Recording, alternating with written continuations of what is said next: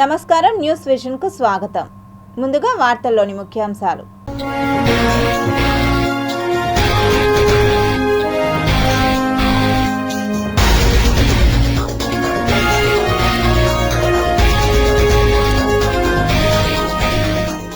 భారత సరిహద్దుల్లో టర్కీ డ్రోన్లను మోహరించిన బంగ్లాదేశ్, సైన్యం హై అలర్ట్. లడఖ్లో క్వాంటమ్ ఎర్త్ స్టేషన్ అనువైన ప్రాంతంగా గుర్తించిన సైంటిస్టులు. అమరావతి రాజధాని పనులు పునఃప్రారంభం, ఏపీ సర్కార్ కీలక నిర్ణయం. హడలెత్తిస్తున్న వీధి కుక్కలు, చోద్యం చూస్తున్న నగరపాలక సంస్థ. తిరుమలలో రన్నింగ్ కార్లో మంటలు, పరుగులు తీసిన భక్తులు. తిరుమల లడ్డూ కౌంటర్లను తనిఖీ చేసిన అదనపు ఈవో, అధికారులకు సూచనలు ఇచ్చిన వెంకయ్య చౌదరి.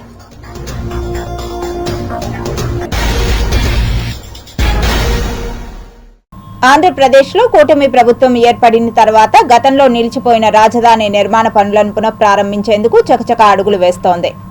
సీఎంగా చంద్రబాబు బాధ్యతలు స్వీకరించిన తర్వాత రాజధాని ప్రాంతంలో పర్యటించారు. ఆ తర్వాత నిపుణుల సలహాలు, సూచనలు, భవనాల పటిష్టత ఇలా ఒక్కో అడుగు ముందుకు పడుతూ వచ్చింది. ఇక అమరావతిలో భవనాలను పునఃప్రారంభించేందుకు ఏపీ ప్రభుత్వం కీలక నిర్ణయం తీసుకుంది. డిసెంబర్ 15వ తేదీ నుంచి బిల్డింగ్ యాక్టివిటీని ప్రారంభించనుంది. ఎంపిక చేసిన కొన్ని కన్స్ట్రక్షన్ మేనేజర్లకు వివిధ ప్రాజెక్టు వర్కులు అప్పచెప్పనున్నారు. ఇక పాత కాంట్రాక్టర్లను రద్దు చేసి తాజాగా బిడ్లను ఆహ్వానించేందుకు ప్రభుత్వం ఇటీవల ఆమోదం తెలిపిన విషయం విదితమే. కానీ సాధ్యమైనంత వరకు పాత కాంట్రాక్టర్లతోనే పని జరిపించాలని నిర్ణయం తీసుకున్నారు. బిడ్డింగ్ ప్రక్రియకు అధికారిక గడువు త్వరలో ముగియగానే ఎంచుకున్న సంస్థలకు వర్క్ ఆర్డర్లు జారీ చేయనున్నారు. ఎమ్మెల్యేలు, ఏఐఎస్ అధికారుల హౌసింగ్ ప్రాజెక్ట్ చేసిన నాగార్జున కన్స్ట్రక్షన్ కంపెనీకి మరలా కాంట్రాక్ట్ పనులు అప్పగించనున్నారు. హ్యాపీనెస్ట్ గెస్టెడ్ ఆఫీసర్స్ హౌసింగ్ పనులను చేయడానికి ఎన్సీసీని ఎంపిక చేశారు. ఇంజనీరింగ్ మేజర్ ఎల్ఎన్టీకి మళ్లీ ఎన్జీఓల హౌసింగ్ ప్రాజెక్టు అప్పగించగా ఇప్పుడు 2 భాగాలుగా ఎన్జీఓల హౌసింగ్ ప్రాజెక్టు చేపట్టనున్నారు. ప్రపంచ బ్యాంకు, ఆసియా డెవలప్మెంట్ బ్యాంకు నిబంధనల ప్రకారం హైరిస్క్ ప్రాజెక్టుగా ఎన్జీఓల హౌసింగ్ మొత్తం ఖర్చు 1872.74 కోట్లుగా నిర్ణయించినట్లు తెలుస్తోంది. ఈ ప్రాజెక్టు కోసం ప్రపంచ బ్యాంకు, ఏషియన్ డెవలప్మెంట్ బ్యాంకు నుంచి నిధులను కోరింది ఏపీ సిఆర్డీఏ. మరో నిర్మాణ ప్రధానమైన కేఎంవి ప్రాజెక్ట్స్కు ఐఏఎస్ అధికారుల బంగ్లాల నిర్మాణాలకు తిరిగి అప్పగించనున్నారు. టీటీడీ అదనపు కార్యనిర్వహణాధికారి వెంకయ్య చౌదరి లడ్డూ కౌంటర్లను ఆకస్మిక తనిఖీ చేశారు. తిరుమల తిరుపతి దేవస్థానం అదనపు కార్యాలయ నిర్వహణాధికారి వెంకయ్య చౌదరి లడ్డూ కౌంటర్లను ఆకస్మిక తనిఖీ చేపట్టారు. ఈ సందర్భంగా ఆయన భక్తుల సూచనలను, ఫిర్యాదులను అడిగి తెలుసుకున్నారు. అనంతరం సంబంధిత అధికారులతో చర్చించి పలు సూచనలను ఆదేశించారు. ఈ కార్యక్రమంలో ఆలయ deputy EO Lokanatham, CV and SO Sridhar, VCO Surendrababu, సంబంధిత అధికారులు పాల్గొన్నారు. చిత్తూరు జిల్లాను రాష్ట్రంలోనే నెంబర్ 1 జిల్లాగా ఎమ్మెల్యేలు, ఎంపీల సహకారంతో అభివృద్ధి చేస్తామని రాష్ట్ర రవాణా శాఖ మంత్రి రాంప్రసాద్ రెడ్డి అన్నారు. ఆదివారం చిత్తూరు జిల్లా పరిషత్ సమావేశ మందిరంలో జిల్లా స్థాయి సాధారణ అభివృద్ధి మండలి సమావేశం జిల్లా అధ్యక్షుడు గోవిందప్ప శ్రీనివాసులు అధ్యక్షతన సమావేశం జరిగింది. ఈ కార్యక్రమానికి జిల్లా ఇన్ఛార్జ్ మంత్రి రాంప్రసాద్ రెడ్డి ముఖ్య అతిథిగా హాజరయ్యారు. ఈ సందర్భంగా ఆయన మాట్లాడుతూ జిల్లాను రాష్ట్రంలోనే అగ్రగామిగా నిలిపేందుకు అందరినీ సమన్వయం చేసుకొని కృషి చేస్తానని తెలిపారు. ఏ ప్రాంతానికి ఏ విధమైన వెసులుబాటు ఇస్తే ఏ ప్రాంతంలో హార్టికల్చర్ కావాలి, ఏ ప్రాంతంలో అగ్రికల్చర్ కావాలి, ఏ ప్రాంతంలో సిరికల్చర్ డెవలప్ చేస్తే మంచి జరుగుతుందో ఆ కార్యక్రమాలను ప్రోత్సహించాలని చెప్పి ఆయన క్యాబినెట్ మీటింగ్ అయిపోయింది. అలాగే అసెంబ్లీలో చెప్తా ఉన్నారు. కాబట్టి దయచేసి ఈ శాఖల పైన, అన్ని దానిల పైన మీరు మీ కింద పనిచేస్తున్న వాళ్ళతో చర్చించండి. తప్పకుండా ఎవరైతే ఈ జిల్లాలో మమ్మల్ని గెలిపించారో, ఈ జిల్లాలో నన్ను మంత్రిగా, ఇన్ఛార్జ్ మంత్రిగా, అలాగే కలెక్టర్ గారు అయితే మా సహచర ఎమ్మెల్యేలు, ఎమ్మెల్సీలు, ఎంపీలు మీతో 4.5 సంవత్సరం పనిచేసేదానికి మేము సిద్ధంగా ఉన్నాం. తెలుగుదేశం ప్రభుత్వం రాగానే మేము కూడా ప్రజల కోసమే ఉన్నాము. కలెక్టర్ గారు కావచ్చు, అధికారులు కావచ్చు, అందరూ ప్రజల పక్షానే ఉంటారు. మా పైన ఒక అడిషనల్ బాధ్యత ఏముంటుందంటే మాకు కొందరు కార్యకర్తలు ఉంటారు.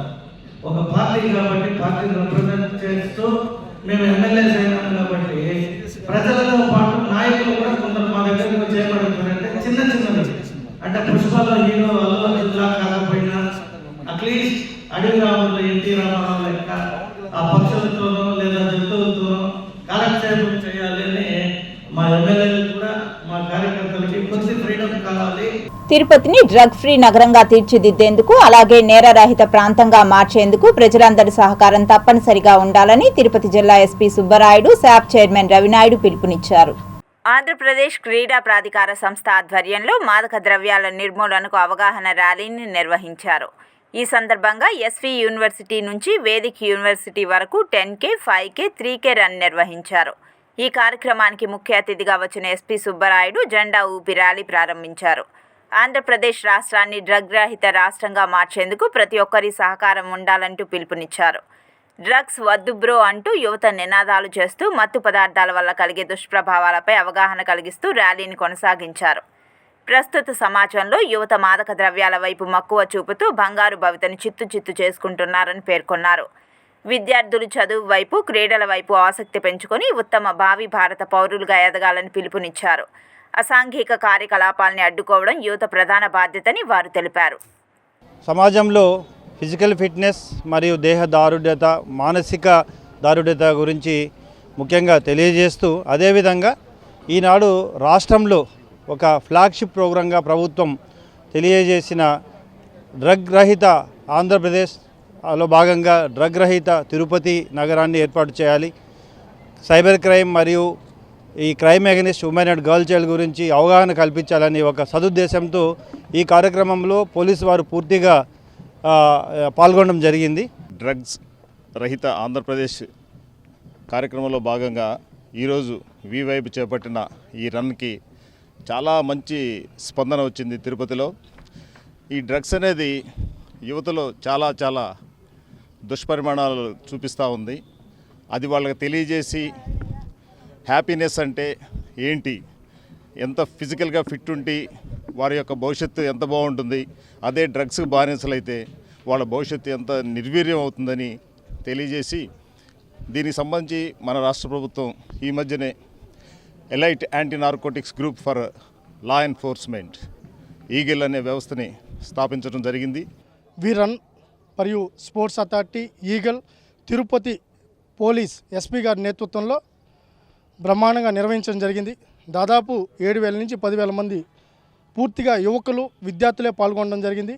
ఈ కార్యక్రమంలో ముఖ్య ఉద్దేశం ఈ రాష్ట్రాన్ని యాక్టివ్ ఆంధ్రప్రదేశ్గా మార్చాలి, అన్ని రంగాల్లో అభివృద్ధి వైపు నడిపించాలి.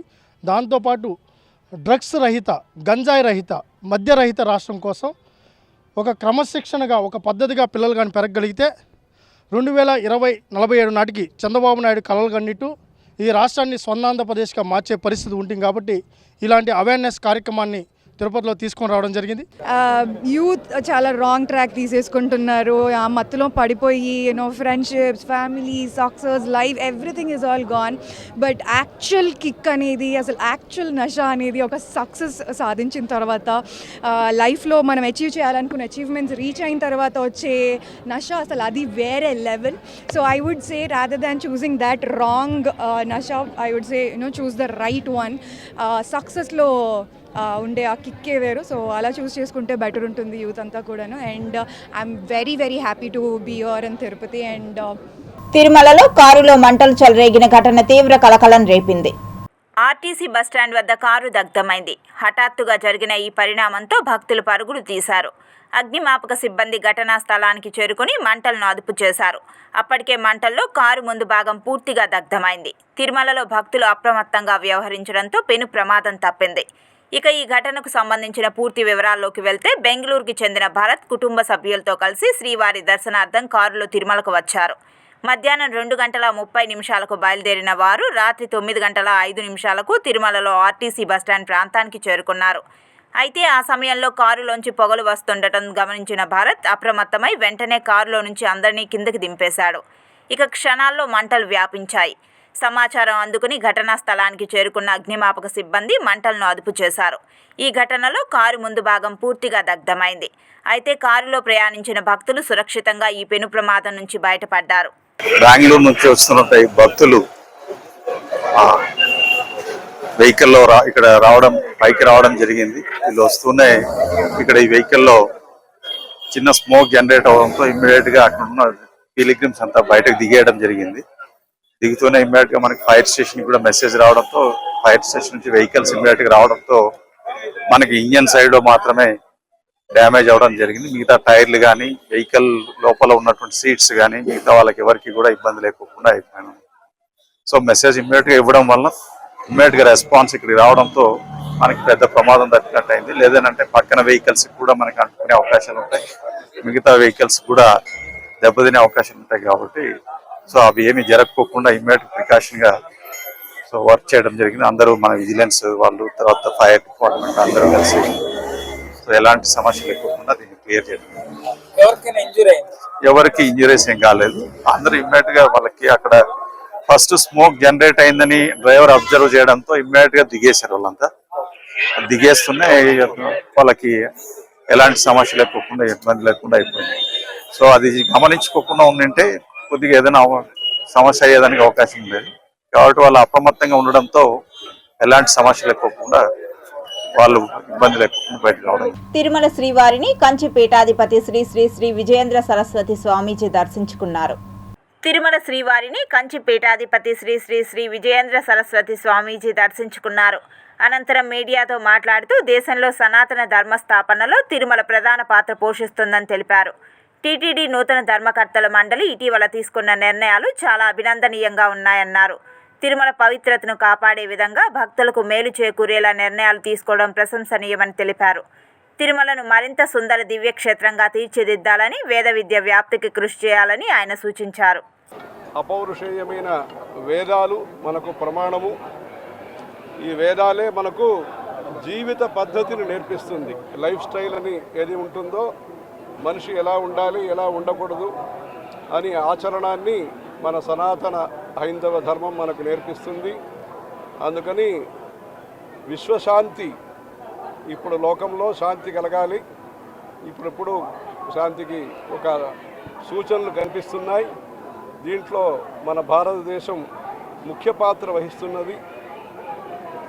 ఆ భారతదేశానికి ముఖ్య అంగంగా ఆంధ్రప్రదేశ్ ఉన్నది.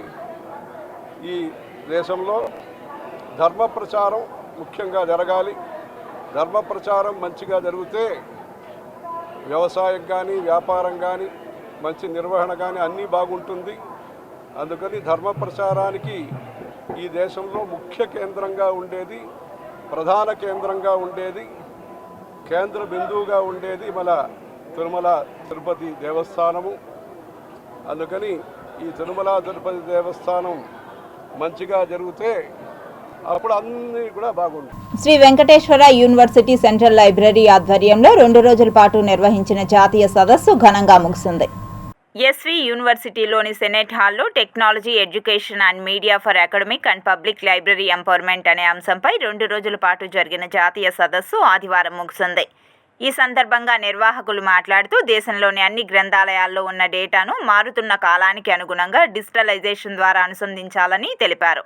లైబ్రరీ పైన పరిశోధనలు చేయాల్సిన అవసరం ఉందని, విద్యార్థులు, సామాన్య ప్రజలు, పరిశోధకులు, అధ్యాపకులు అందరికీ ఉపయోగపడే రీతిలో గ్రంథాలయాలను తీర్చిదిద్దాల్సిన అవసరం ఉందని ఈ సందర్భంగా వారు సిటీ కేబుల్కు తెలిపారు. I am very happy attending this particular conference which touches a wide variety of topics, right from public libraries, data management, open data, then many other, even IoT is covered. And I always believe that conferences provide an excellent opportunity for the professionals to know each other and their work and other things. I am sure that this would inspire many of the younger library professionals to go back and work much harder. Conference చాలా ఉపయోగపడుతుంది గ్రంథాలయ పాలకులకి, గ్రంథాలయ అధ్యాపకులకి, గ్రంథాలయ స్టూడెంట్స్కును, research స్కాలర్స్కును చాలా పరిజ్ఞానంతో కూడిన ఇది. అదేవిధంగా గ్రంథాలయ యొక్క ఈ సముదాయం యొక్క ప్రొసీడింగ్స్ చాలా చాలా చక్కగా తెచ్చుకొచ్చారు. మా యొక్క congratulations for Surender Babu and his team and university authorities for successfully conducting this conference on library temple అని కాన్సెప్ట్ పెట్టారు. టెక్నాలజీ, ఎడ్యుకేషన్, మీడియా అనేసి చాలా విశిష్టమైన ఒక సదస్సు. నాకు శుభాకాంక్షలు తెలుపుతున్నాను. మీడియా ద్వారా, సెల్ ఫోన్ ద్వారా, మొబైల్ ఫోన్ ద్వారా, అదేవిధంగా కేబుల్ నెట్వర్క్ ద్వారా ఏ విధంగా గ్రంథాలయ సౌకర్యాలను అందించవచ్చు అనే అంశంపై దేశంలోని దాదాపు 250 మంది నిష్ఠాతులైనటువంటి కంప్యూటర్ రంగంలోనూ, గ్రంథాలయ శాస్త్రం రంగంలో పిలిపించారు. ఈ కార్యక్రమం చాలా చక్కగా జరుగుతూ ఉంది.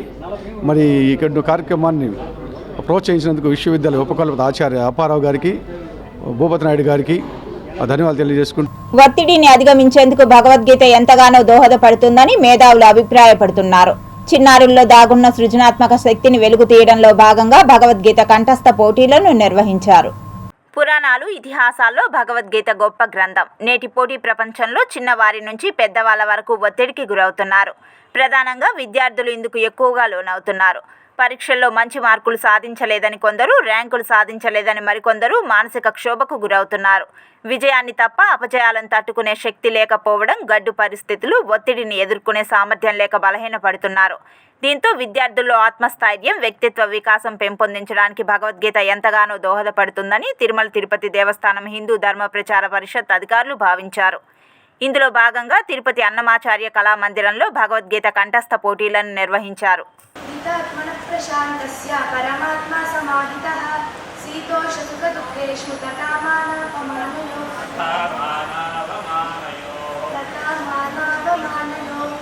హిందూ ధర్మ ప్రచార పరిషత్ వారి ఆధ్వర్యంలో పిల్లలకు కంఠస్థ పోటీలు నిర్వహించడం జరిగింది. ఇది 4 విభాగాలుగా విభజించారు. అందులో 6, 7 తరగతులు ఒక విభాగము, 8, 9 తరగతులు ఒక విభాగము, 18 ఏళ్ళు లోపడిన వారు అన్ని చాప్టర్లు చెప్పే విధంగా ఒక విభాగంగాను, 18 ఏళ్ళు పైబడిన వారికి ఒక విభాగము.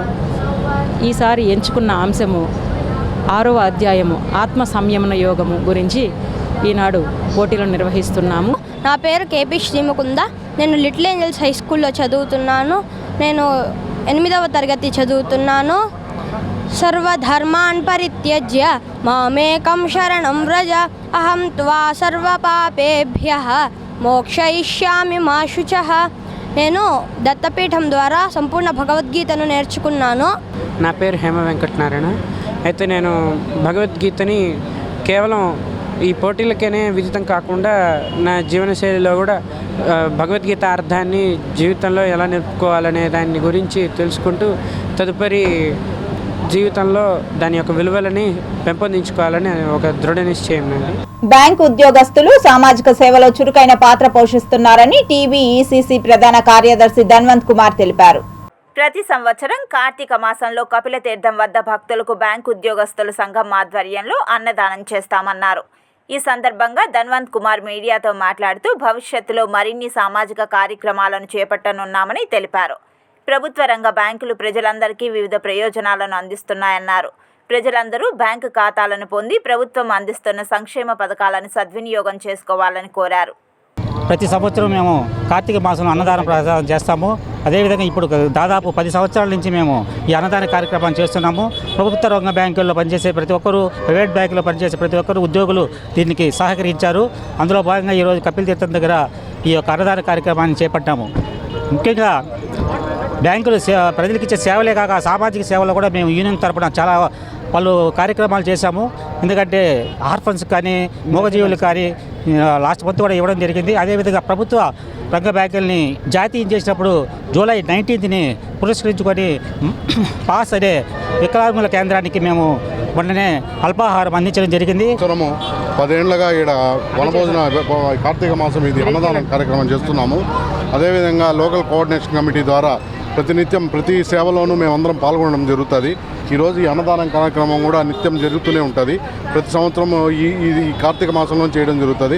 అలాగే ప్రభుత్వ బ్యాంకుల్ని ప్రతి ఒక్కరూ ప్రజలందరూ కలిసి ప్రైవేటీకరణ చేయకుండా ఆపాలని మేమందరం సద్వినియోగంగా కోరుకుంటాను. Local coordination committee president Vijayabhaskar. స్వయంభూ శ్రీ వరసిద్ధి వినాయక స్వామి వారి దేవస్థానం మండపంలో ఆదివారం ఉచిత కంటి పరీక్షల వైద్య శిబిరాన్ని నిర్వహించారు.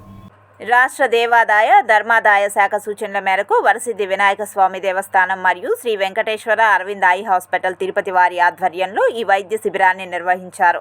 దేవస్థానం ఈవో పెంచల కిషోర్ ఉచిత వైద్య శిబిరాన్ని ప్రారంభించారు. ఈ కార్యక్రమంలో సుమారు 200 మంది కంటి పరీక్షలు చేసుకున్నారు. వీరిలో 20 మందికి ఉచితంగా కంటి ఆపరేషన్లు చేయడానికి తిరుపతి అరవింద్ ఐ హాస్పిటల్కి తీసుకెళ్లారు. ఈ కార్యక్రమంలో ఆలయ AEO Ravindrababu, superintendent Godandapani, CFO Nageswararao, పరిసర గ్రామస్తులు, దేవస్థానం సిబ్బంది తదితరులు పాల్గొన్నారు.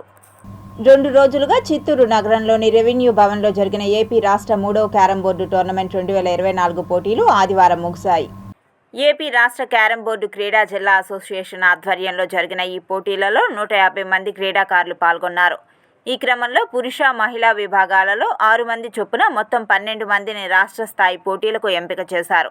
ఈ సందర్భంగా పోటీలకు ముఖ్య అతిథిగా హాజరైన అసోసియేషన్ రాష్ట్ర ప్రధాన కార్యదర్శి షేక్ అబ్దుల్ జలీల్ మీడియాతో మాట్లాడుతూ, రాష్ట్ర స్థాయికి ఎంపిక చేసిన క్రీడాకారులు ఆల్ ఇండియా క్యారమ్స్ ఫెడరేషన్ ఆధ్వర్యంలో వచ్చే నెల 5, 6, 7, 8 తేదీల్లో నెల్లూరు నగరం దర్గామిట్టలోని క్లబ్లో జరిగే రాష్ట్ర స్థాయి పోటీల్లో పాల్గొంటారని వెల్లడించారు. సంబంధిత రాష్ట్ర స్థాయి పోటీల్లో 29 రాష్ట్రాలకు సంబంధించి 12 డిపార్ట్మెంట్ల నుంచి దాదాపు 500 మందికి పైగా క్రీడాకారులు పాల్గొంటారని పేర్కొన్నారు. సంబంధిత పోటీలను ప్రపంచ క్యారమ్స్ ఛాంపియన్స్ ప్రారంభిస్తారని, ఈ పోటీల్లో ప్రతిభ చాటిన క్రీడాకారులను జాతీయ జట్టు పోటీలకు ఎంపిక చేస్తారని తెలిపారు. ఈ టోర్నమెంట్ ఆడినటువంటి టాప్ 6 క్రీడాకారుల్ని లోగల్లో జరిగినటువంటి ర్యాంకింగ్ని కూడా పరిశీలనలో తీసుకొని మొదటి 6 పురుషులను 6 మహిళలను ఎంపిక చేసి రాష్ట్ర జట్టులో కుదించి వాళ్లను రాష్ట్ర జట్టు నుంచి ప్రాతినిధ్యం ఏర్పాటు.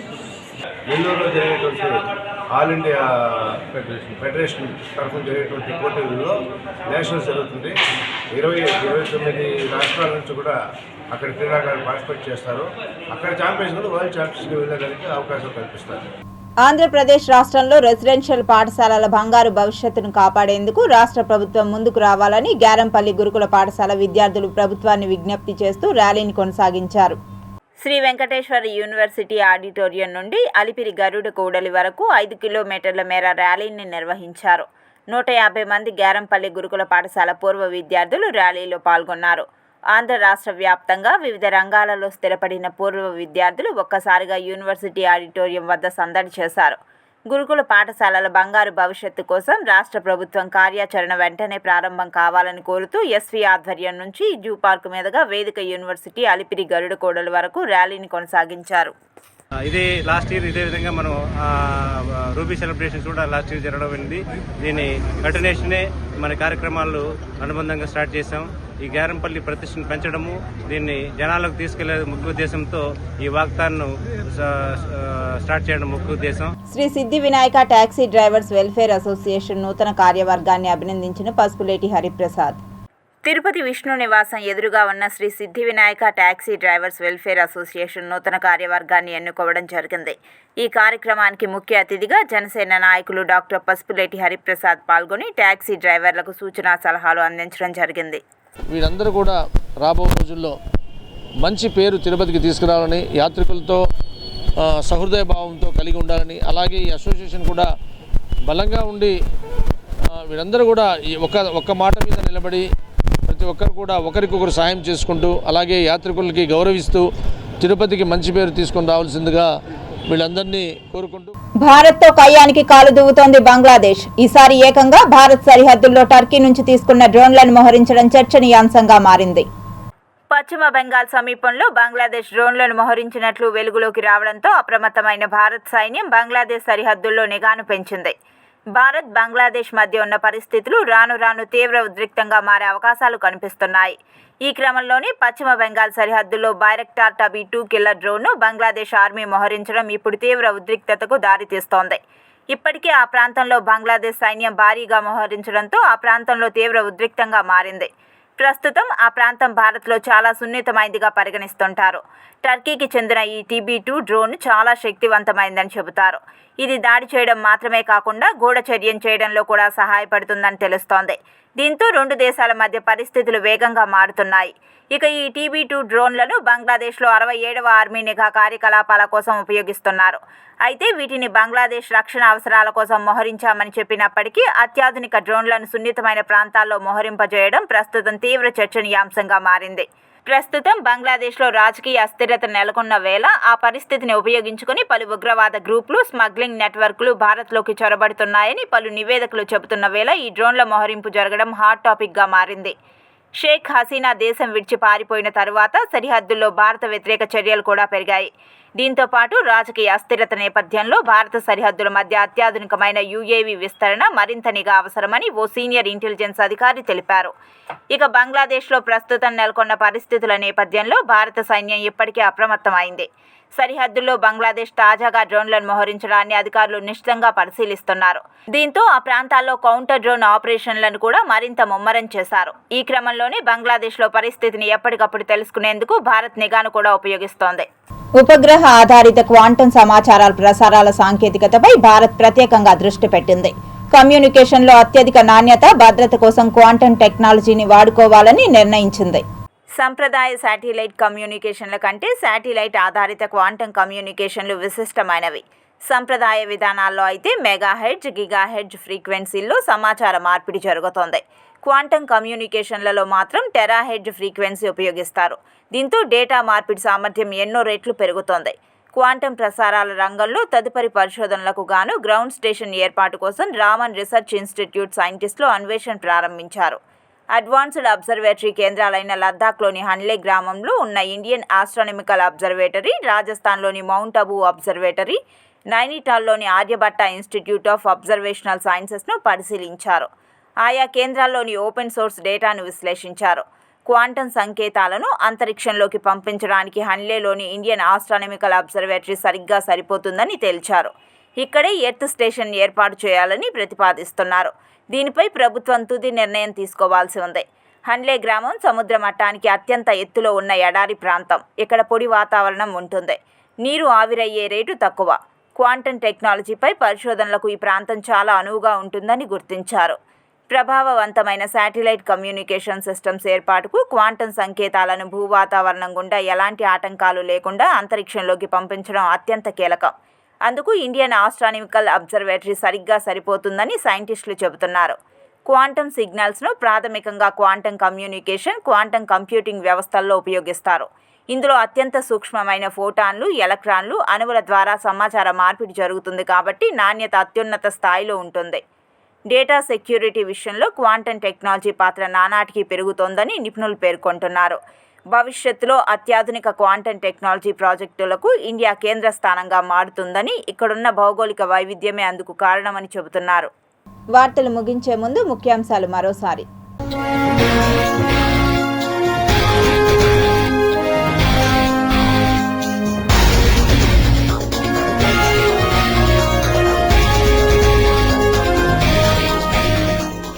భారత సరిహద్దుల్లో టర్కీ డ్రోన్లను మోహరించిన బంగ్లాదేశ్, సైన్యం హై అలర్ట్. లడఖ్లో క్వాంటం ఎర్త్ స్టేషన్ అనువైన ప్రాంతంగా గుర్తించిన సైంటిస్టులు. అమరావతి రాజధాని పనులు పునఃప్రారంభం, ఏపీ సర్కార్ కీలక నిర్ణయం. హడలెత్తిస్తున్న వీధి కుక్కలు, చోద్యం చూస్తున్న నగరపాలక సంస్థ. తిరుమలలో రన్నింగ్ కార్లో మంటలు, పరుగులు తీసిన భక్తులు. తిరుమల లడ్డూ కౌంటర్లను తనిఖీ చేసిన అదనపు ఈవో, అధికారులకు సూచనలు ఇచ్చిన వెంకయ్య చౌదరి.